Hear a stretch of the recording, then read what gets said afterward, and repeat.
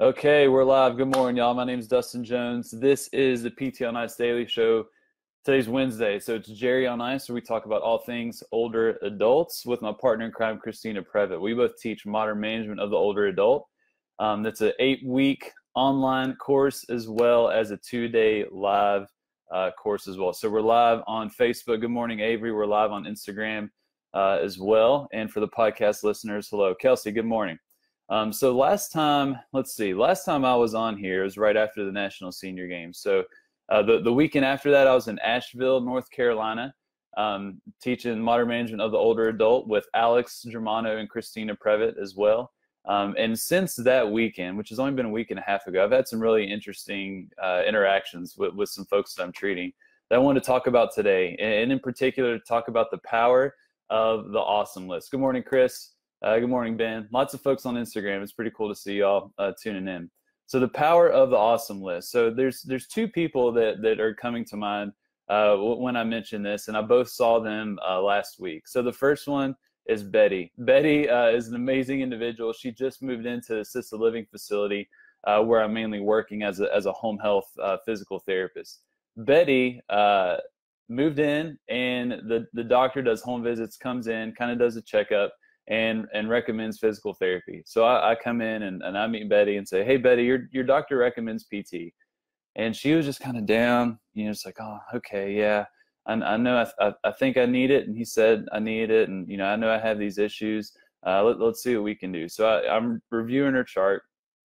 It's not that long. She's taken maybe four or five medications. She has hypertension, she has some of the, I guess, common, chronic diseases that we'll see with many of our folks, but nothing crazy, nothing, too out of the ordinary, very, very healthy individual. But when you talk to her, she doesn't really exude that. She doesn't really exude the confidence that would come with good health in that state. And so we start to, do some of the functional assessments. In home health, we do the Oasis Starter Care as the first visit. So we have to see how they're kind of maneuvering through their home and kind of see, what their level of independence is, how they perform some of these activities of daily living. And we're going through, and, she's doing amazing, doesn't need an assistive device, no walker, no cane in sight. She's getting in and out of bed, getting in and out of the bath, getting out of her apartment, walking to the dining hall, no issues whatsoever. Amazing. And keep in mind, she's 92 years old. And just crushing it. So, okay, let's see how you're doing with gait speed and some of these functional measures that we talk about on this podcast, like the timed up and go, for example, the SPPB, the 5-time sit to stand, 2-minute walk test. Freaking crushes every single one of them. Her tug was right around 11 seconds without an assistive device. Her 5-time sit to stand was right around 9 seconds without, so she was not using any upper extremity assist to come out of the chair. Amazing. I mean, she did well with all the different stance variations with the SPPB. Freaking crushed it. Absolutely crushed it. And I go to kind of review all these things. So grip strength was no bueno, Avery. Avery asked about grip strength. And OT is on board. So OT in our world will really, measure that and keep an eye on that. Avery, I love it. I love it. But she did amazing individual in a really, really great condition. But when you talk to her, not so much. And so when I kind of sat her down and we talked about, what we found in terms of these objective measures and said, oh my gosh, Betty, you did 11 seconds on the timed up and go. That is amazing, especially, for your age. You didn't need an assistive device. I mean, definitely comparing to a lot of the other folks I'm working with here, you're doing absolutely amazing. You were able to get up out of the chair and stand up and down 5 times without using your hands in 9 seconds or whatever time I said before. A really amazing time. Betty, you're doing amazing. Your 2-minute walk test, absolutely crushed it. You're barely breathing by the end of it. And, you doubled most folks, distance in this facility. Just constant encouragement. And whenever I kind of put things into perspective for her of where she ranks compared to other people, of what is normal, or what may be considered pathological, her eyes just lit up. She said, really? She was surprised. Even though she knows she doesn't use a cane, she doesn't use a walker, she's walking all over that facility, and she sees a lot of folks in that facility are using some type of assistive device or getting pushed, in a wheelchair. she didn't perceive of what was normal for her, because she has been so medicalized in the system, and very discouraged of where she is at in terms of her functional capacity. And that was just shocking to me. I would think that it would be very obvious that she would be encouraged with her current functional capacity in her current state, but she wasn't. And she needed someone to remind her that she is doing awesome. And that is our role, especially as physical therapists or PTAs or fitness professionals, because I know a lot of you folks will watch this. Some of these folks need reminded that they are doing pretty darn well. And we can say that with confidence based on a lot of these functional measures.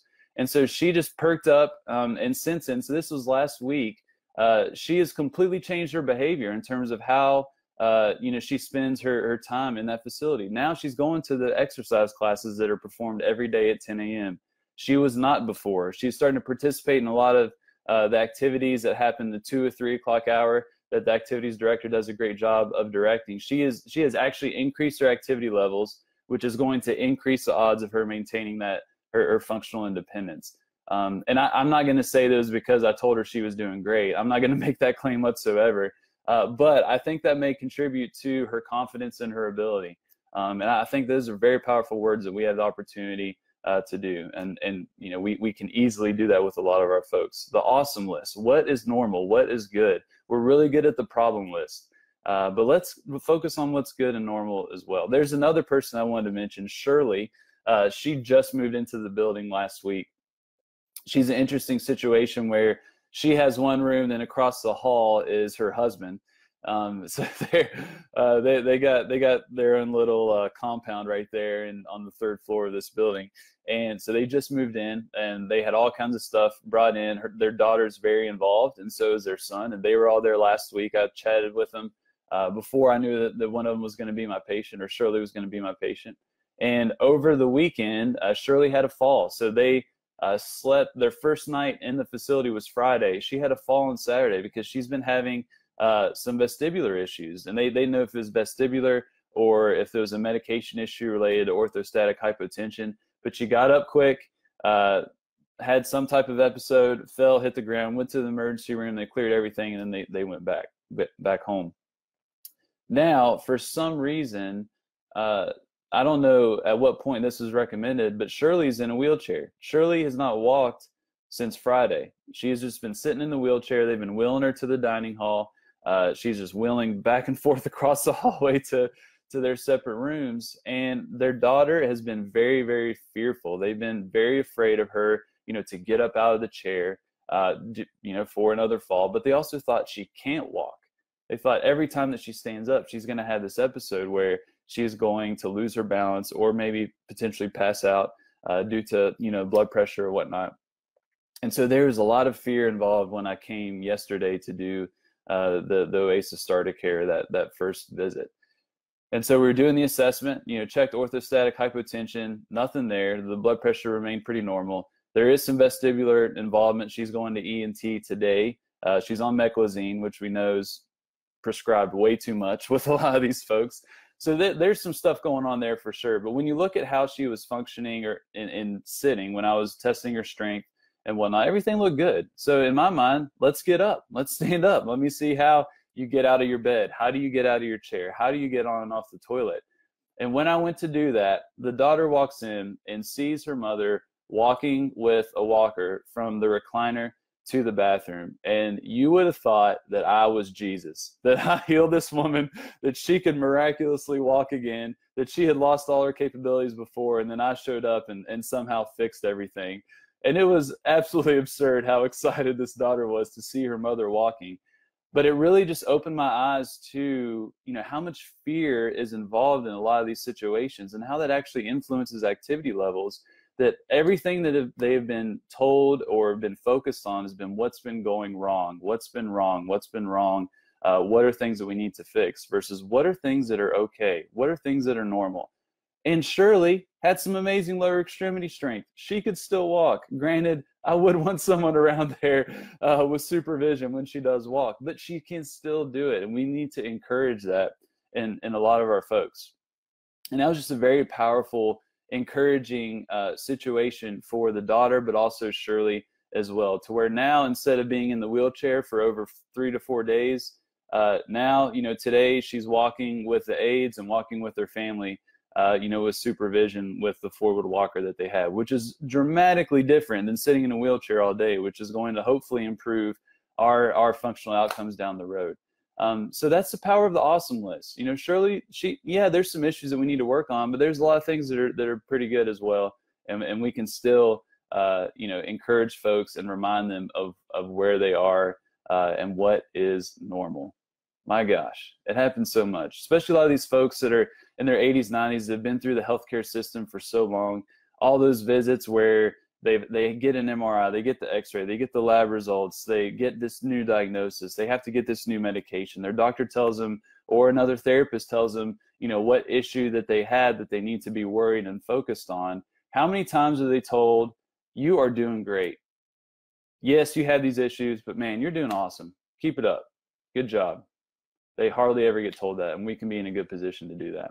So I want to give you all an opportunity, though, to encourage someone else that is very near and dear to my heart, and many of your all's hearts as well. So Ernie Perot, you probably don't recognize that name, but many of you may recognize his Instagram account, at 97 years young.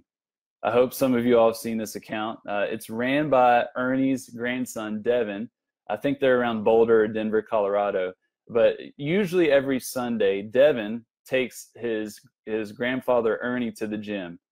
And they'll do all kinds of different posts and Instagram stories of what they do. And Ernie is pushing weighted sleds, doing weighted squats, doing all kinds of amazing stuff. And I've been watching them for the past year, and Ernie is about to turn 98, and he is consistently getting better. The dude is running now. He is literally running when he could not do that before. It's been an amazing account to follow. If you don't, at 97 years young, it's about to become 98 years young. But it's an amazing account. And in the Jerry PT circles, we've been pushing this hard and sharing their message. But Ernie is the man. He is the man. And he turns 98 on July 23rd. And Devin, the grandson, said, hey, let's load up Ernie's mailbox with postcards wishing him happy birthday and encouraging him and telling him how awesome he's doing and reminding him that, my gosh, you are an amazing example of what it's like to age well and to age successfully. It may be easy for him to forget that, like I mentioned before, but we can be in a cool position to remind him. So how to do this? Go to geroshealth.com/Ernie, GEROS health.com/Ernie, ERNIE. I'll put a link in the Facebook comments as well. And there you can write a card, a good old-fashioned birthday card, or you can use one of those online services like Postable, where you can actually get a birthday card sent. And I mean, you pay like $5 or something like that, but it's kind of hands-off. And then Ernie's address is on that website, on that page, geroshealth.com/Ernie. You got to do this by July 19th. So this is kind of a timely message. So for folks that hear after that, you can still send a card, but his birthday is July 23rd. Get that in the mail by July 19th. And we're trying to absolutely flood Ernie's mailbox with birthday cards and notes of appreciation from the community, the PT, rehab, fitness community that I know many of you all follow Ernie and have really enjoyed his story. So let's really try to make this happen. We need to get at least 98 cards. That's the goal that Devin set out, but I think we can absolutely crush that. So geroshealth.com/Ernie. But to wrap up, just want to encourage you all, don't forget to encourage your folks about what is good, what is normal. Show them the awesome list. Really believe in those folks and have them believe in themselves, really challenge their beliefs of their body to where they can have a more positive expectation of what they're capable of now and in the future. I think we have a very unique and really amazing position to really influence folks. So that's all I've got for today. Lots of courses going down, but the best way to do that, y'all, to stay on top of that, is to get on that Hump Day Hustling email. So if you go to ptonice.com, go to the bottom, sign up, name, email, and you're on Hump Day Hustling every Wednesday morning right around this time. I think around 8:30 a.m. Jeff Moore cultivates 5 links that he fields from all the faculty. So he puts out in our private chat, hey guys, what have you read this week? What have you listened to? What have you watched? What have you seen? Send it to me. And then he takes that 5 links, quick and dirty, very, very helpful. And there's no fluff whatsoever. But at the bottom, he has all the upcoming courses. So you'll make sure that you don't miss anything that may be nearby or a course that's online that you've been wanting to take. So Hump Day Hustling, just go to ptonice.com, go to the bottom, sign up. Hope you all have a lovely week. Share that awesome list with your folks, and I will talk with y'all soon.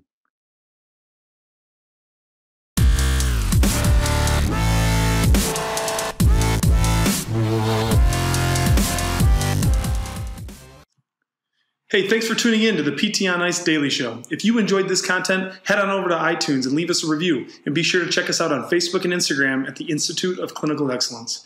If you're interested in getting plugged into more ICE content on a weekly basis while earning CEUs from home, check out our virtual ICE online mentorship program at ptonice.com.